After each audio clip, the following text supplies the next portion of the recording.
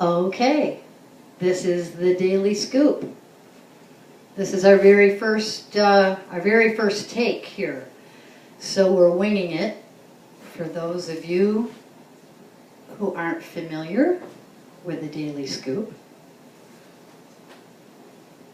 it is free ice cream. So up to this point, let me give people who don't know about the Daily Scoop a little background. The way this got conjured up, by the way, I'm hoping this is going to be a daily thing. I'm testing this out right now, but I'm trying to get some scoop out on a regular basis, not only about the Daily Scoop, but about why we have the need for Daily Scoop in our lives every day. Okay, so a little background, a little history. I came up with this idea of giving away free homemade ice cream at Jim Lane music shows to our family and our friends and our relatives if they give Jim Lane a tip in his tip jar. So I'm like, or if they buy his CD or download the song that he wrote called Harmony. He wrote this in 2005 actually, and it's to bring awareness to domestic violence and help educate our community about the pervasiveness of it, how it's happening around us in very subtle ways and in very obvious ways every single day. And many, many people remain silent, whether it's something subtle that they're picking up on or something obvious that they witness. Oftentimes people will collude with the offenders, as we say, and they will remain silent. Not only will they not try to help the person that's being abused or victimized or harmed, they're also not intervening and saying, that's not okay and that's just wrong. So we're trying to bring more attention to it, and Jim did that. Back in 2005, we co-organized an event called the Rochester Harmony Festival, and we honored victims and survivors of domestic violence at that event. And Jim wrote a song that was actually debuted that night at the Water Street Music Hall, and at the time our mayor was Mayor Duffy. And it was actually a blessing in disguise that he didn't show up that night. No offense, I love Bob Duffy, but it was just so cool and so awesome that my friend Gene Howard showed up instead, who was his chief staff at the time. And we are now just close and dear friends. And it was because of the Harmony Festival and because of this song that Jim wrote. And actually, he didn't have the strength to. He didn't have the strength that night to perform it live. So, luckily, our good friend Gordy Carlson had it recorded in his studio, and we played the CD. And we stood up on the stage, and while the song played, and Gene just gave all kinds of accolades to Jim, and honored him, and he was so embarrassed, as all of his friends and family know. That's just not the kind of guy he is. So anyways, along with the song, we made a quilt. And the quilt honors and memorializes people who have lost their lives in Monroe County or the surrounding areas to domestic violence. And again, this was done in 2005. So these are survivors and victims from some years ago. Quilted together in these squares are the stories of these victims who've lost their lives to domestic violence, and they're sewn together with stories of survivors who are celebrating today and able to share their stories and be the voices for the people who have been silenced by someone who they knew and they loved and they trusted.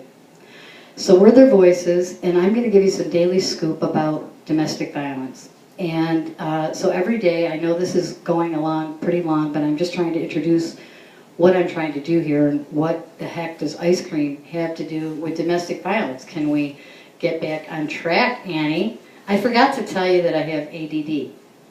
Okay, so back to this, giving away free ice cream to try to raise awareness about this issue. So I'm starting to make a commitment to talk about this every day and encourage people to get the scoop about domestic violence. I'm not looking to be, get a million shares and tweets and posts and friends and all that about this. What I want to do is every day, this might even be the picture you see, I'm going to share a story about domestic violence in our community. Someone's lives who were touched by it personally. And I'm going to share the Daily Scoop flavor of the day and let you know how you can get your flavor. And if we're having any kind of an event or special awareness event, I'll make sure that I post something in my daily blog here about where you can get your free scoops of ice cream. Otherwise, call me or text me if you want to buy some. But that's not what the Daily Scoop is about. It's about giving you a story and making it more palatable, or as palatable, I should say, as ice cream. Because every time I want to talk about this topic, people turn the other way, or they say, oh, what about the weather? So I thought, well, I'm going to combine ice cream with a horrible subject, and we're going to be talking about it every day. Because, like I said, we see it, and we hear about it, and we remain silent. And I think it's mostly because we don't understand it. So I'm going to do my best to, when I share a story, I'm also going to provide some education around it. So I might share a story and then apply it to something that is research-based or something out of a curriculum that I teach in my workshops. Or in my talk tracks, or at schools or college campuses. So this is just another way for me to get the message out, have some straight talk about it, and bring you real life stories about domestic violence in our own community. So you can then maybe see the signs, intervene, and help prevent this. So I'll share some myths that need to be dispelled. I'll share some facts that might help you say, aha, I knew it, and I just didn't know what to say or do. And, maybe there'll be a place for you after you listen to the Daily Scoop where you can go pick up a free scoop of ice cream, because sometimes we just need to feel better when we hear a sad story. And ice cream's got a great way of making us feel better. So without further ado, I think what I'm going to do now is share my first story. And I was going to actually share my own personal story, since this was the I guess I'll call it the launch of my Daily Scoop show here. But instead, I'm going to read the letter that I got from our local domestic violence center.